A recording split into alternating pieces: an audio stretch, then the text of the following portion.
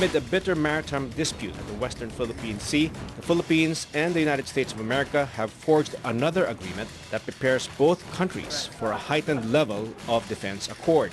The so-called Agreement on Enhanced Defense Cooperation signals the US's rebalancing and pivot to Asia-Pacific. The agreement allows more U.S. troops, aircraft, and ships to pass through the Philippines. This agreement is the country's primary pact to the superpower whose leader tours around key allies in Asia this month. The palace, meanwhile, assures the Filipinos that this is not another visiting forces agreement. The palace further vows to make sure that the agreement fully respects the Philippine sovereignty and that there will be no permanence of U.S. troops and that weapons of mass destruction are prohibited.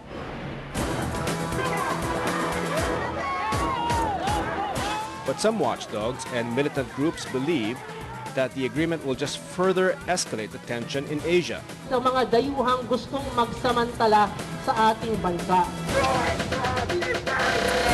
That it is more beneficial to the U.S. more than to the Philippines, and that Asia is too small for two competing superpowers. Welcome to Opposing Views, a hard, straightforward discussion of today's most pressing issues. The Philippines has engaged once again with the defense pact with its long-standing ally, the United States. The Agreement on Enhanced Defense Cooperation is part of a long-standing U.S. plan to rebalance its forces in Asia. It will also welcome President Barack Obama as he visits the Philippines next week. We'll debate about the agreement tonight, and we ask, is the Philippine-U.S. Agreement on Enhanced Defense Cooperation necessary? Good evening, I'm Rod Nepomuceno, and this is Opposing Views. Joining us tonight in our discussion is Professor Demetrio Salipsip Jr., President of the Institute of Strategic and International Studies. Good evening, June. Good evening. And welcome to Opposing Views. Thank you. All right, June, can you give us your quick thoughts on this topic? Is this agreement necessary? I think it's very necessary. And your bullet points. What are your bullet points? Well, any country or any group that has shared interest must group together to be able to really protect their interest. Because if they do work together, you're able to really conserve more resources. Because I think any group that has shared interest must work together. All right, thank you very much, June.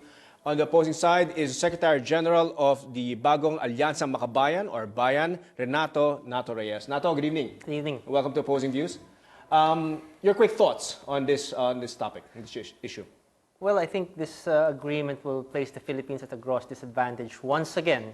And it's really hard to believe that the Philippines and the United States actually share common interests, considering one is a superpower and the Philippines is trying to, assert itself and its sovereignty in the region. So we have to ask ourselves, why are we rushing this? Why is the Aquino administration bent on having it signed next week when nobody else except the government has seen the text of this agreement? All right. Okay, so let's just start the discussion. Now, I'll start off with you, Nato. Do you think the balancing or the rebalancing of U.S. forces here in Asia, do you think it's a threat to the stability of the region? Well, it will pose a long-term threat to the stability of the region. The U.S. wants to move 60% of its naval assets, its warships in the region. It wants to bring in more troops in the region. They say it's for regional stability, but in their own words, this whole rebalancing thing is intended to project the power of the United States, to assert the United States as a Pacific power. So to reassert itself. To reassert itself as a Pacific power to contain a rising China. Ang problema dyan, we might be caught in between two superpowers. No? Nagbabanggaan sila, and tayo, yung Pilipinas, we'll be caught in between, and we won't gain much from that conflict. It doesn't serve our national interests. So it's a very dangerous proposition if we want to ride on the bandwagon of the rebalancing when it's not really clear how our national interest is being served by this strategy of the United States. June, NATO thinks it's the U.S. presence here in Asia, that its rebalancing is a threat to the region. Do you agree with him? I don't think I don't agree with it, because I think when it comes to rebalancing, I think the U.S. is only protecting its own interest. I think if you think in terms of demographics, the growth of the world population will grow from 7 billion to 9.1 billion by 2050. And most of that population is going to be in Asia. So when it comes to business, this is a place where the growth is going to be. Not only that, when it comes to purchasing power will be 56 trillion by 2030. So they're just trying to position themselves because they have their own interest when it comes to their own prosperity and security. They need to protect their interests. So you're in the way you're saying, they're just protecting their interest. So this is more beneficial for them rather than us. No, Is that correct? I think it's also beneficial for us. Because, for example, some of our territories are already being overtaken by some countries. And I think we need some kind of protection. Yeah, I wanted to bring that point. Nato, June brings up a good point. No? Our territories have been threatened by, of course, our neighbor, China. And let's face it, when push comes to shove, I don't think we can face off with China. Do you think? So what are your thoughts on that? Let me state categorically that we are opposed to any incursion, any annexation or violation of our sovereignty by China. And we definitely have to go up against China when they start violating our sovereignty in our territorial waters. Sorry, you said we have to definitely go up against... Go up, yeah. But right. we can do that through peaceful means, through exhausting diplomatic means, availing of what international law can provide us, such as the filing of a case before the International Tribunal on the Law of the Sea. Now, having said that, it's really misleading for the U.S. to say that their mere presence is going to help us stand up against China, considering that there is nothing in any of our agreements with the United States which will require them to take our side or retaliate against China should there be a confrontation in the disputed waters. So medyo nabobola tayo, no? Dun sa sinasabing they're here to help us, when in fact, any action that they will take, ang una nilang iisipin dyan, what is beneficial for their country, not what is in the interest of the Filipino people. So it's really very dangerous to accept the premise that the U.S. is just here to help us, when in fact, as our guest has said, they're here to protect their own interests, and their own interest is not necessarily the same as our interest. But you know, they've lost a lot of lives. For example, intervening and participating in the Middle East, for example, Exactly. they have lost a lot of lives. They have exhausted a lot of their resources, and to some extent, by coming here, do you think that it's purely their benefit? You think it's really they're doing it for their benefit? Well, look everywhere they go. No? They bring war. No? Nasa Middle East, so they have Iraq. Then you have Afghanistan. No? Previous to that, you had Vietnam. No? They're spreading war and intervention in all these countries. And for what? No? For the big corporations, for their own business interests. So let's start disabusing ourselves from the notion that they're here out of sheer benevolence, that they want to help us, when in fact, they're really doing it because they want to look after their own economic interests. Okay, that's a good point there, June. He is right. Everywhere that the U.S. goes, there seems to be war. They're supposed to be preserving the peace, but they almost always end up kind of having this military action against some country. What are your thoughts? It's not necessary, because if you look at history, you will notice that, for example, an established power is always having conflict with the rising power. So, for example, China is a rising power. So, rise and fall of kingdoms, you will notice, is based on the premise that there's an established power and there's a rising power. So, they have to, we need to think in terms of negotiations, and when it comes to the conflict, I think nowadays it could not easily, but I think through negotiation it could be avoided. Yeah, but do you think though that the U.S. Will you agree though that the U.S.'s pivot here into Asia is in response to I guess their feeling of being threatened by China? I don't think so. You don't think so? I don't think so. I don't think they're being threatened. I think it's China who feels they're threatened. Okay. So you don't think that they're coming into here is to protect their own interests vis-a-vis China? No, of course they're here to protect their interests, and we're also trying to we're trying to collaborate with them to protect our own interest also. Because when it comes to really in terms of sharing this interest and trying to protect each other, based on the agreement, and that's why we need an agreement, because then you've got to line up all the things that has to be done. Because it may not be them really fighting, but when it comes to support, of course, when it comes to materials and ordnance, they can easily support us. So, Nato, do you think that China's worried? Well, The U.S. Oh, the US is worried about that? The Do you U.S. think is the US is worried worried? about Yeah. a rising China. Yeah. So the U.S. in their own documents, in their own rebalancing documents, they have pointed to China as a rising power that they have to contain somehow. No? And again, that is in preserving whatever economic and security interest the U.S. has in this region. Now, just to point out the point, they're saying that we need this. No, the problem is no one has even seen a text of this agreement. So it's really hard to say and to judge that we need this when we haven't even seen what is included in this agreement. It has been kept secret from the public, and the only time that we're going to see the agreement is after they already signed it, probably this Monday or Tuesday, when the President of the U.S. comes to the Philippines. Okay, so June, on the point of NATO, we haven't seen this agreement. So how do we know we really need it? Oh, well, we really don't know because we haven't seen it. Yeah, correct. So we don't know if we need it.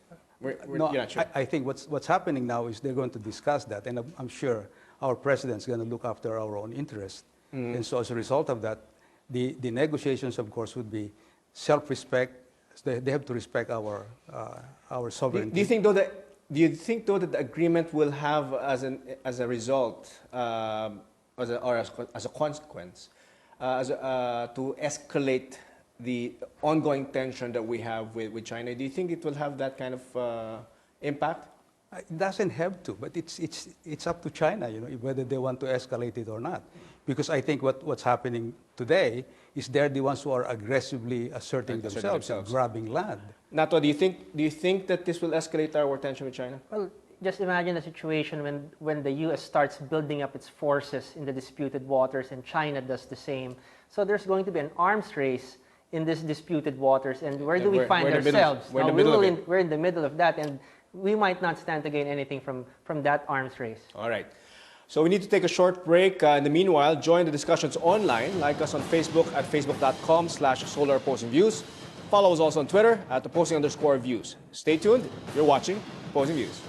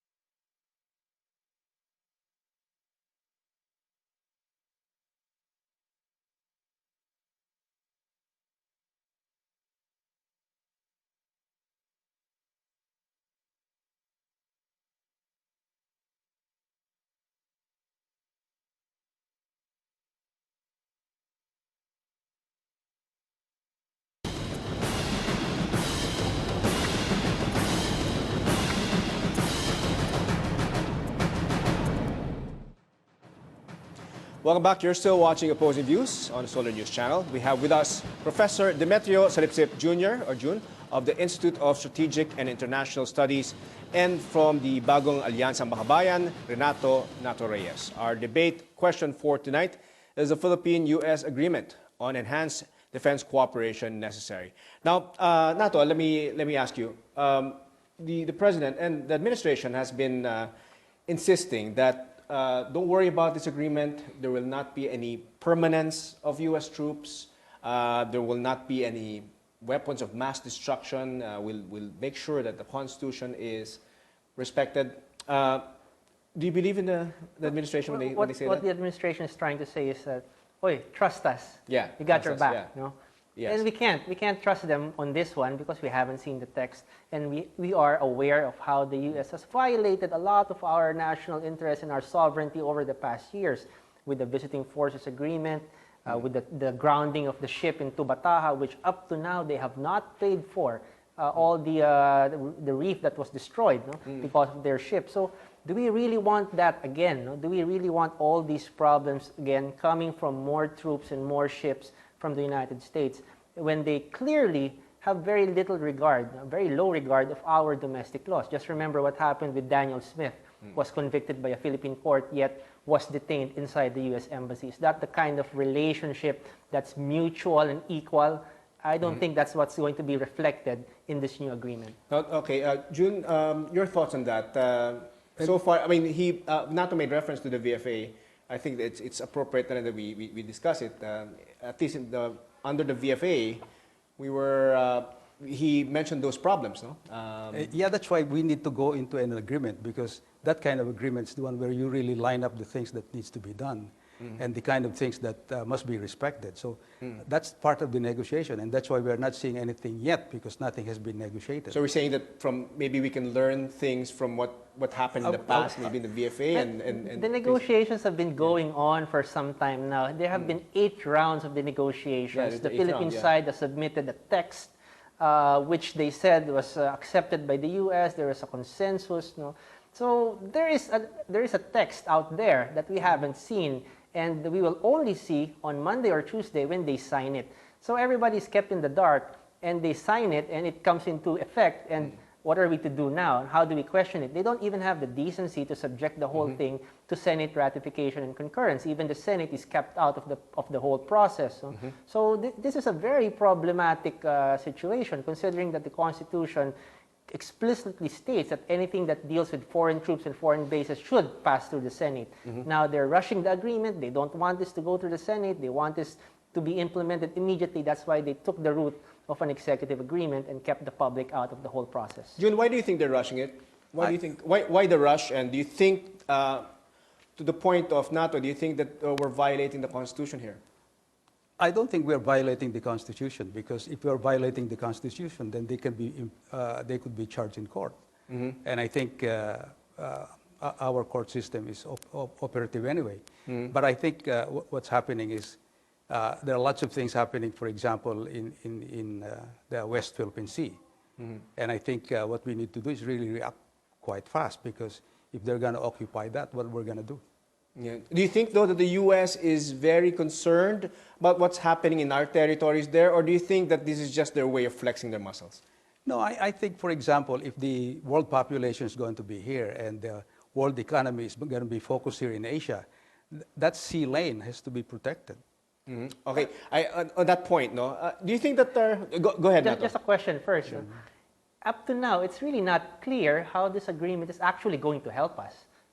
There's nothing in the press releases, nothing in the public pronouncements of the government which spell out in clear terms how will an enhanced defense cooperation agreement help us against China. What does this really do? What does the agreement actually give us? It's not clear. Secretary Coloma the other day was quoted as saying, we would like to see clarification on what help the U.S. is actually going to give us. So we are going to sign an agreement on Monday without really knowing what kind of assistance or help the U.S. is going to give us. So, lugi na naman po tayo dito, no? Mukhang maiisahan na naman tayo. What exactly is this agreement going to give us? Now, just taking off from the title of the agreement, no? It's enhanced defense cooperation. It sounds like a neat terminology, cooperation. Seems harmless. But do you think, though, does this go against our national sovereignty? Do you think that it affects or has an impact on our national sovereignty, NATO? A new feature of this agreement is that they will be allowed to access, the U.S. troops will be allowed to access Philippine facilities. They will be allowed to put up their own facilities, the jurisdiction of which is not really clear at this point. They will be allowed to pre-position their weapons. No? So they could put drones, they could put weapons of mass destruction on Philippine soil, and they would say that's legal. Now, that, we think, violates our sovereignty, and if they don't put that through any form of public scrutiny or Senate scrutiny, it would really bring back U.S. bases on our soil under a different name, under a different banner, no? But it's still the same de facto basing that they will enjoy. Do we really want that? Does that really work in our interest? Will that modernize the armed forces of the Philippines, magkakaroon ba tayo ng bagong mga barko or the capacity to defend the islands? It's not really clear. No? There's no assurance that this agreement will actually lead to the Philippines developing a capacity to ward China, to ward off China from coming into our waters. And Jun, your thoughts on that? According to NATO, there's no assurance. There's no assurance that these guys, I mean the Americans, of course, will protect us or even teach us. In fact, they will have access to our military bases, right? They'll have access to it, and so I guess insofar as what NATO is saying, that's just a skip away or a hop away into really having de facto their own bases here. But that's the whole point. We don't know exactly what the agreement is, but we're already assuming that these are the things that will happen. But you're saying is sign the agreement before we even know what's in it? No, I do agree with NATO that we should be informed as to what those agreements are, and I think the Freedom of Information Bill is something that would have help us get those kinds of information. We need information so that we are informed. But in principle, you are for US's I guess heightened presence here. Yeah. I mean, in principle, you are. Yeah, because I think that's the only way for example, to prevent war, you've got to prepare for war. Okay. All right, Well, Nato? the other implication of that is Kasi if there's a war, then we're automatically dragged into that war. If the U.S. wages war somewhere else and they're stationing their troops here, they're stationing their weapons here, we become a party to that conflict. We become dragged into that conflict. Do we really want to be dragged into that kind of conflict when it's not in our national There's no interest? territorial dispute between the U.S. and China, though. There is, however, territorial disputes between a territorial dispute between the U.S., the Philippines, and China. Well, that's already going on, and there's already some maneuvering going on in the seas, diba? And if we start hosting their weapons, their troops, and conflict arises, then we are already dragged into that conflict, and we also open ourselves as a target by whoever enemy the U.S. has in the region. And so but do you think though we're being bullied because we were threatening, bring this to the International Court of Justice and the UN, but they're just scoffing at it? Well, definitely China is trying to be very assertive, aggressive. Now, there's bullying that's happening, but really, we really have. But calling on Big Brother is not the. Yeah, we can't choose between two bullies. No? It's not the right approach. No? Why do we have to choose which bully we want in our backyard? No? Is this a selection of bullies? No, the problem is if you're in the middle, you're gonna get hit. Might as well you take side because in the middle is very dangerous. All right, good point. All right, we'll take a short break. More on the issue of the Philippine-U.S. Defense Pact when we come back. Please stay with us.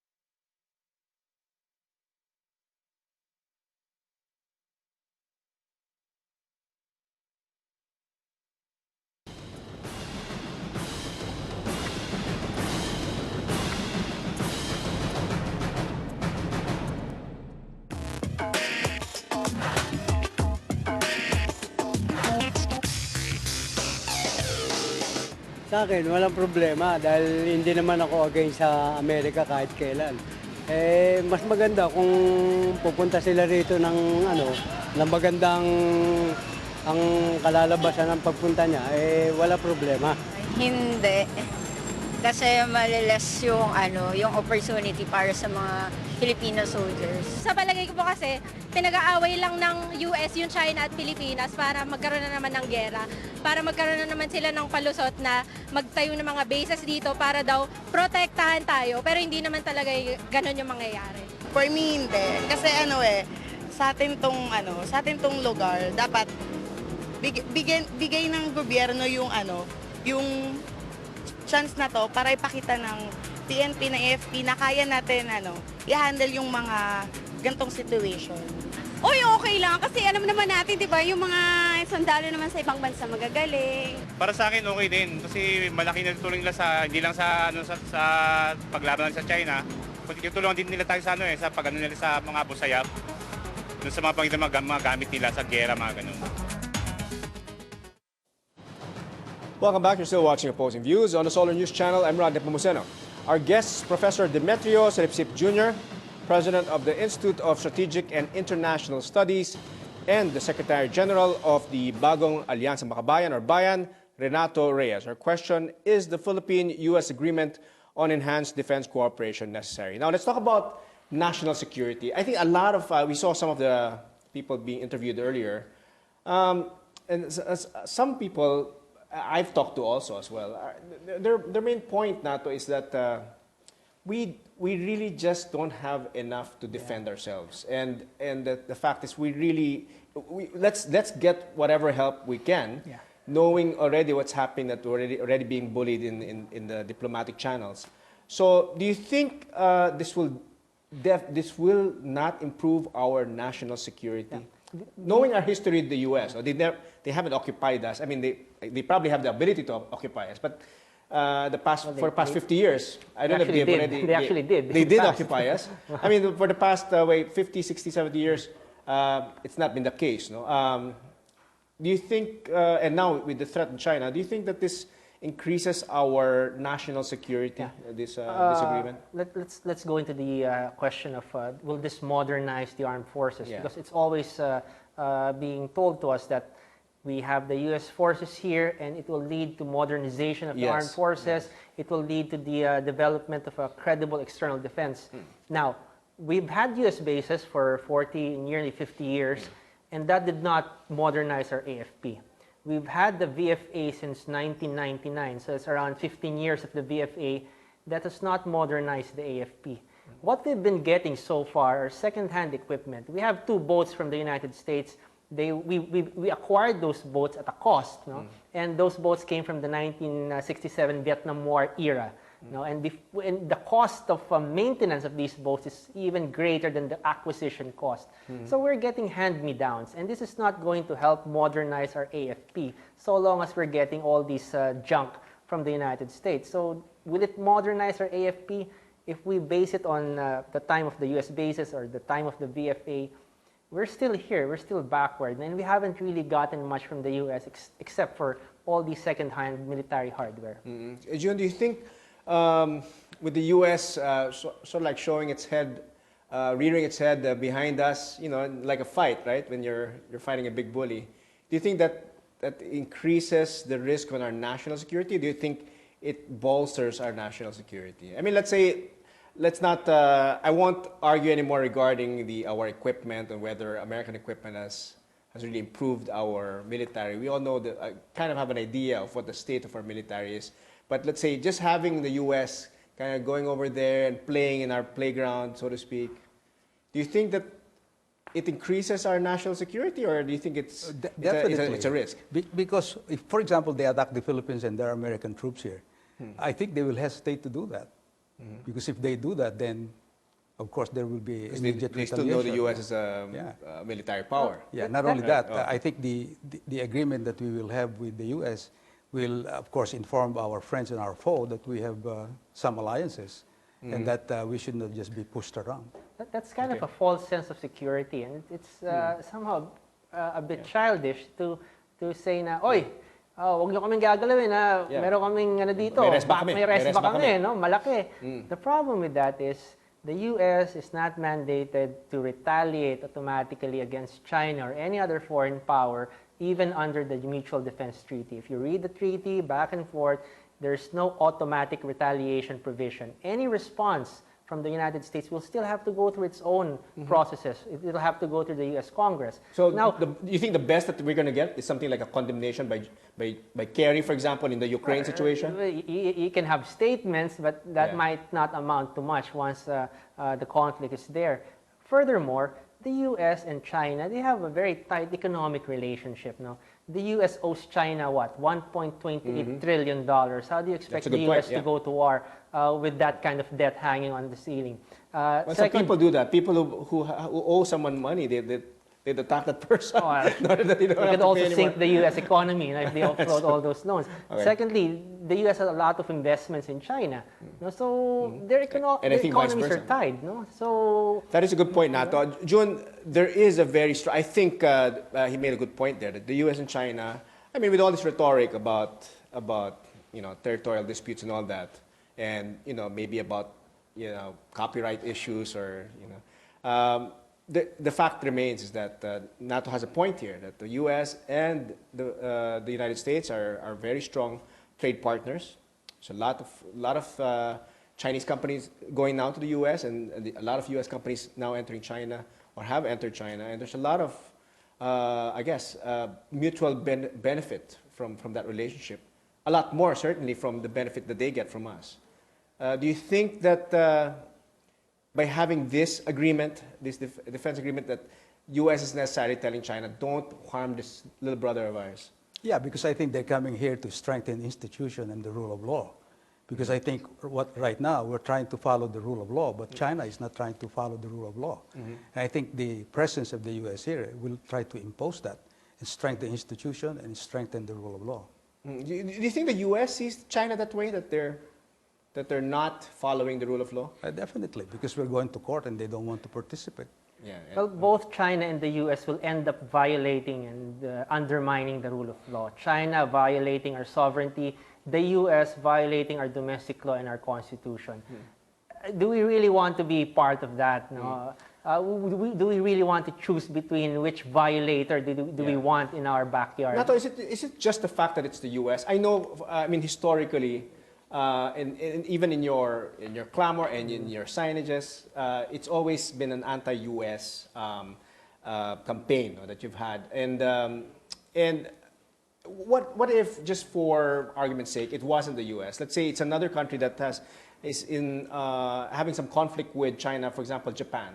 And Japan came over here and said, oh, let's have some joint military cooperation. Would you have the same issue? Well, even if it's Japan, even if it's Australia, so long as it's a foreign power trying to interfere, trying to undermine our constitution, trying to undermine our sovereignty, we will have, as a matter of principle, to oppose that foreign power. We don't want to be just merely dictated on But by Nato, these big what powers. What form of cooperation to you is not an interference, not equivalent to interference? Because my feeling is that, I guess what you're saying is that any involvement that the U.S. military has here is some kind of interference and therefore a violation of the Constitution. Yeah, because what self-respecting country would allow foreign troops on their soil to be stationed indefinitely and to be exempt from their own domestic laws? That is an affront to our sovereignty. Right. Whether they're American troops, whether Australian troops, or any other nationality, we have to draw a line somewhere when it comes to sovereignty. June, do you know of any case studies, for example, I mean, in other countries where they allowed something like this, U.S. troops or maybe a foreign military presence in their own bases? Japan. So Japan, for example, I think that's why we need the agreement, because we have to stipulate that. And I think times have changed, and I think we can insist that we participate in any kind of... Because in Japan there is a U.S. base, right? That's right. Well, there you have In it. Japan, there's a U.S. base. In Korea, there's a U.S. base. Yeah. Yes. And do you think though they give up their sovereignty just because they have their there US have been bases? protests in Japan against the U.S. bases that we know for a fact, and the Japanese public have been reeling from the burden of having to pay for these U.S. bases. So it's going to be the same story in the Philippines. We will end up shouldering some of the cost of hosting these foreign most troops. of the Japanese, for example, are against the presence of the U.S. bases? There was a time that the Japanese Prime Minister had to pledge before the public that he would end the presence of U.S. bases in their country because of extreme public pressure and rejection of these bases. But, Same thing with Korea. There have been a lot of protests against these U.S. bases. So it's really hard, just to say that since Japan and South Korea are doing it, so should we. No? Right. Mahirap Okay. naman yung ganun. All right. Now let's talk about human rights violations. Now, you think the agreement, again, I don't know if we're jumping the gun here a bit, but you think the agreement will be prone to human rights violations, as you mentioned earlier? Well, our the Smith basis case? would be the Visiting Forces Agreement and the Military Bases Agreement of the past. No? Under these agreements, there were violations that happened, and the only reason that nobody went to court is that these violators, the U.S. troops, are often insulated or have immunity when we go after them.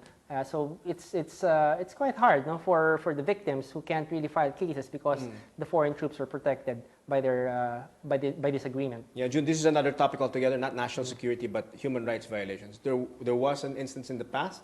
Do you think that this could be a case where the U.S. can, again, abuse itself and, yes, violate human rights? Yeah, they can do that. That's why I think we should get into an agreement where we should insist that this should not happen. We can definitely go after them legally right. if there's any human rights violations. Yeah, So- because without the new agreement, I think that will be perpetuated.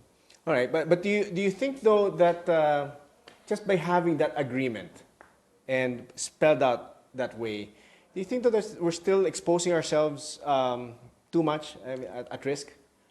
Even for assuming arguendo that there was a stipulation regarding that on human rights. I think somehow we're so afraid. I don't know why we're so afraid to work with an old friend. When it comes to our friends, we demonstrate against them. When somebody tries to get our land, we never demonstrate against them. We pacify our enemy. Right. Okay. So that's why sometimes I'm thinking, why are we so against the U.S.? Well, Why are we so against the U.S.? A real friend doesn't violate your constitution. A real friend respects your laws. A real friend that doesn't dump toxic waste on your seas. In your seas, a real friend does not destroy your property and not pay for it. So the whole premise that the U.S. is our friend. We've been saying that for the last half century, and what have we really gotten from this so-called friendship and special relations?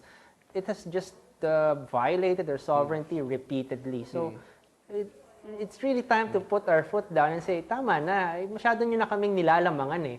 No? Walang problema, no? We have no problems being friends. But if we want to stay friends, let's be on some equal footing. May respeto, hindi yung parang nilalamangan nyo kami palagi. What would be an acceptable military cooperation for, let's say, for Bayan and for most people who are leaning towards your position? Right now, it's really hard to say something would be acceptable considering the whole framework and the agenda of the U.S. is really to advance its position as a global police and to strengthen its empire. So how do you cooperate with that? Yeah. Up to what extent, June, up to what extent would you allow U.S. intervention in our military, or let's say that cooperation, as they say, enhanced cooperation, up to what extent do you think they should go na it doesn't violate the Constitution? Because obviously there are quarters in the country that who feel that any kind of incursion that they have, any kind of presence that they have, permanent or not, is basically getting into our affairs. It's involving themselves into our affairs, and this is our affair. We should, up to what extent would you say, all right, that's enough? Yeah, that's why we have to get that agreement. Correct. But in your mind, what up to what extent should that cooperation be? Should they have unlimited access to our military bases? Should they be able to take the lead? For example, if there's a situation that calls for war, should they take the lead in declaring the Philippines in war? Oh, definitely not. Not. That's why there should be cooperation, and that's why there should be a dialogue between the two, and that's why an agreement is quite important, because it's difficult, when two people work together. They have to consult their government. We have to get consultation in our own government, and that takes time. All right, we need to take a short break again. Don't go away. When we come back, the results of our online poll on the issue and the final words of our guests. Please stay tuned. You're watching Opposing Views.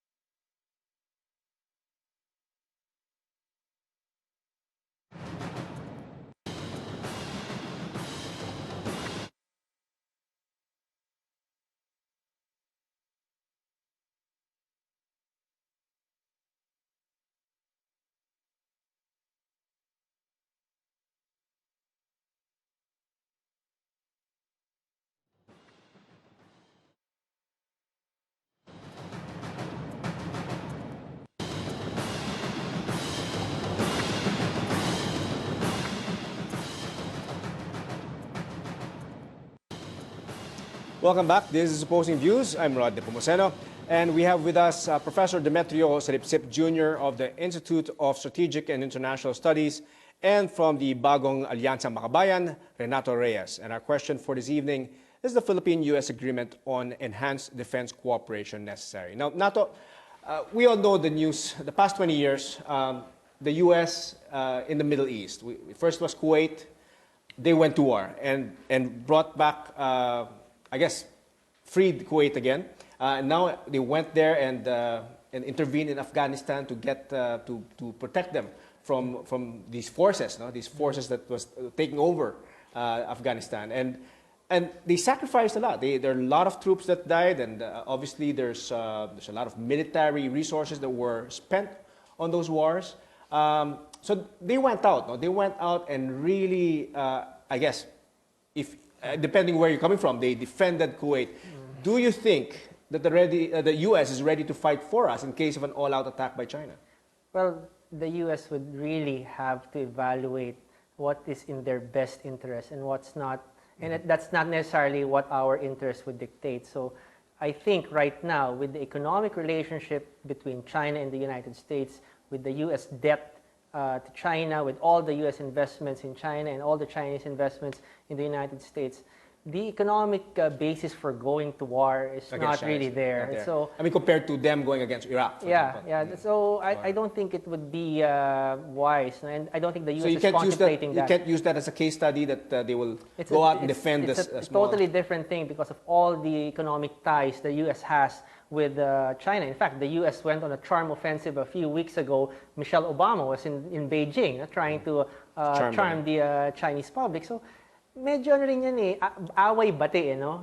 The U.S. wants to contain China, but the U.S. still wants to do business with China. And that's their strategic aim. Jun, do you think when push comes to shove, you think the U.S. will side with us? Or don't you think that, as Nato said, they'll probably side with their creditor and their business partner? No, I think they will side with us. You think so? And I think when it comes to the First Lady going to China, that's part of the diplomacy. So what they're trying to do is prepare for war, but at the same time use diplomacy. Why will they defend us? Just a simple question. Why will they defend us? What is their interest here? We don't have oil like in the Middle East. We don't. We're their little brother. Why will this is of course I'm asking us kind of an innocent question in a way. Why will they defend us, considering the kind of interests that they have with China? Because this is a good place also for them to have a base, or for them to be able to replenish their supplies. Because for a naval power to become more powerful, they have to have basing agreements with several countries. So I think if the... And you think Korea and Japan are not sufficient? Their bases there in Korea? I don't think so, because for example, those bases are also at risk, then they need some kind of alternatives. And the Philippines is one alternative. So in your mind, the U.S. really views China as sort of like enemy number one? Not necessarily as an enemy. It's just that they're expanding, of course, their influence, and they'd like to be able to defend that kind of their own self-interest.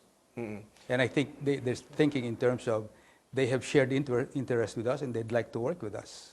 Now, taking off from that point, you feel that the Philippines is strategically located, not only strategically located, but we're, I guess, not just the location, but we're strategic partners in the region. That's right.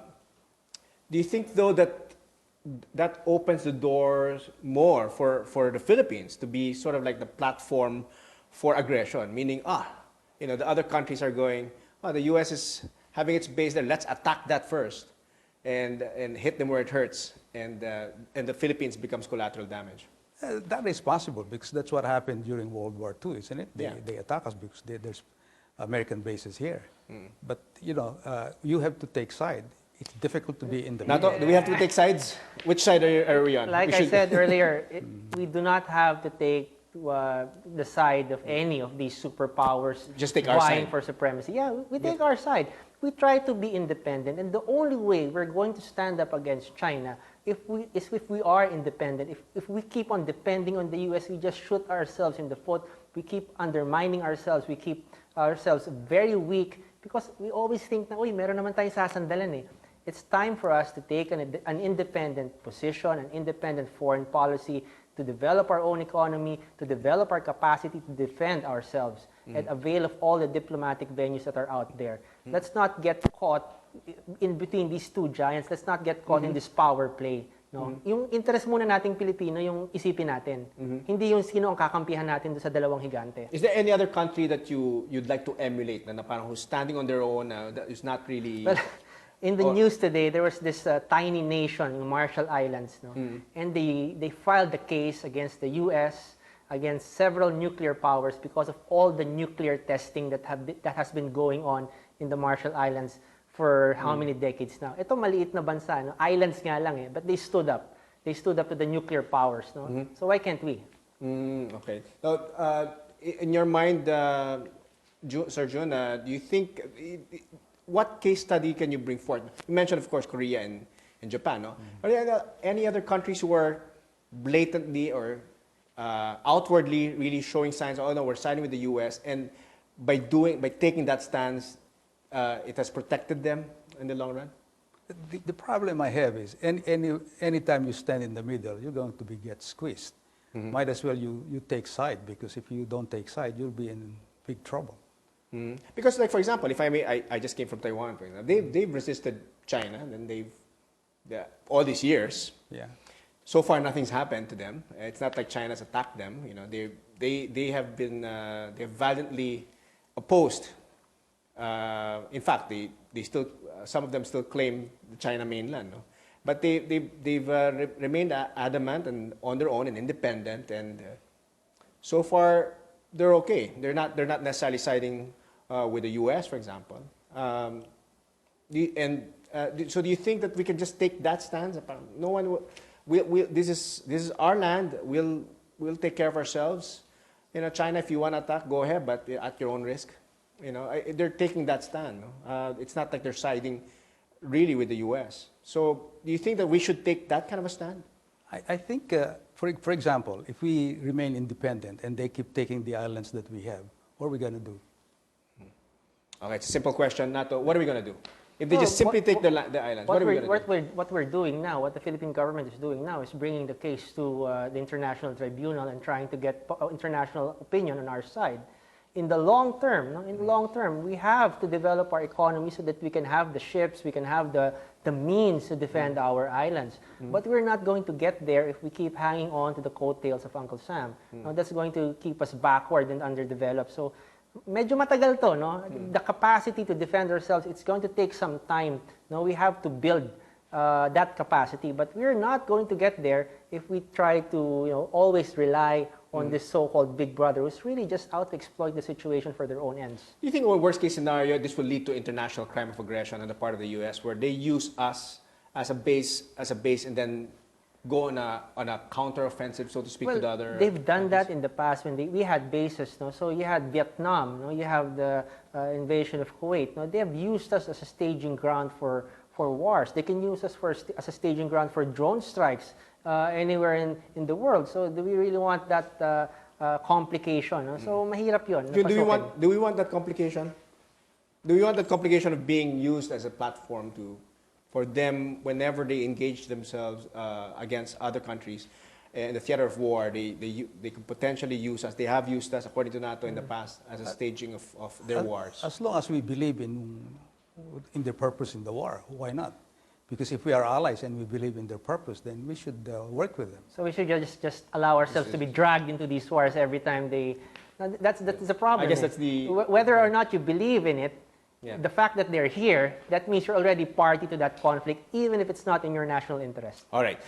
Final words, Jun. Do you have final words regarding this topic, whether this enhanced defense cooperation is necessary or not? Final words for televiewers. I think it's necessary because people with shared interests must work together. I think it's better for people to know that there are groups of people whose interest is prosperity and security. And sometimes working alone is more difficult than working with other people. In today's world where collaboration is quite important and everyone's connected, I think working with other people and getting into an agreement is much better, because in that agreement you can stipulate the kind of things that needs to be done. Right. Because without an agreement, it's really very difficult to do that. Thank you very much, June. Thank you so much for that. Nato, your final words, your message to our televiewers? The interests of a superpower is not necessarily the same as the interests of the Philippines. And stand up to China, we must. But we have to do it on our own terms and not be dictated on or exploited and used as a tool or a pawn by another superpower. So let's try to do this the right way and not be on the shorter end of the stick. All right. Thank you very much. Thank you, Nato. Thank you, June. Thanks to our guests, Professor Demetrio Solipsip Jr. of the Institute of Strategic and International Studies, and of course from the Bagong Alyansang Makabayan, Renato Reyes. Now let's see the results of our online poll. Our question, is the Philippine-U.S. agreement on enhanced defense cooperation necessary? Those who answered yes, it is necessary, 60%, and those who said no, 40%. And that's our opposing views for tonight. Tune in again next week for another bold and engaging discussion on today's most relevant issues. I'm Rod Nepomuceno. Good night and God bless.